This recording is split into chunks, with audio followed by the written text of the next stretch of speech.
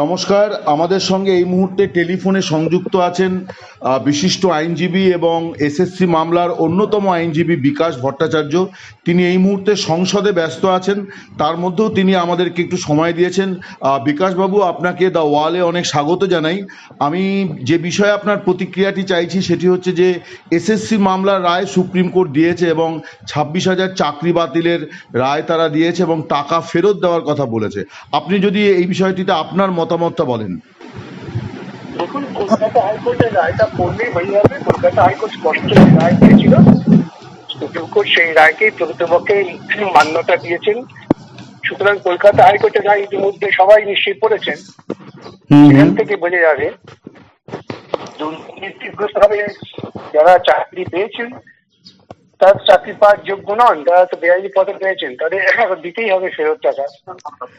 এটা কি মানে কিছু লোক দুর্নীতি করেছে তার জন্য গোটা প্যানেল বাতিল হয়ে গেল, এই রকম সম্ভাবনা কি থাকছে না? মানে 26,000ই কি দুর্নীতি করেছে তো রাজ্য সরকার। বেশ, রাজ্য সরকারের এই দায় নেওয়া উচিত।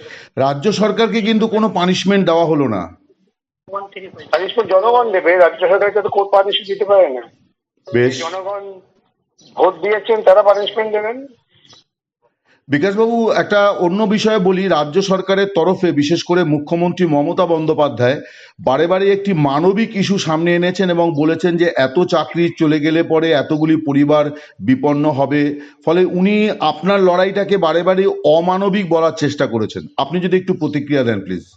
ধরুন, আপনার বাড়িতে চুরি হয়েছে, চোর চুরি করেছে, তখন তার ছেলে মেয়ে বউ এসে বললো কি করবে, চুরি করেই তো আমাদের সংসার চলে, হাতে প্যাকেট ছেড়ে দেওয়া হোক, রাজি হবেন তো? শ্রীমতী যদি এই প্রকল্পে রাজি থাকেন তবেই তার তথাকথিত মানবিক দুর্নীতিগ্রস্ত যুক্তিটা খাটবে। বিকাশবাবু, আপনি একজন রাজনীতিবিদ। এই যে রায়, এই রায় কি মানে আইনজীবী এবং রাজনীতিবিদ বিকাশ রঞ্জন ভট্টাচার্য কিভাবে আগামী দিনে এই রায়টিকে নিয়ে এগোবে, যদি একটু আপনার পরিকল্পনার কথা বলেন। আপনারা হঠাৎ মনে হচ্ছে না ঘুম থেকে উঠে এখন এই রায়টা দেখলেন?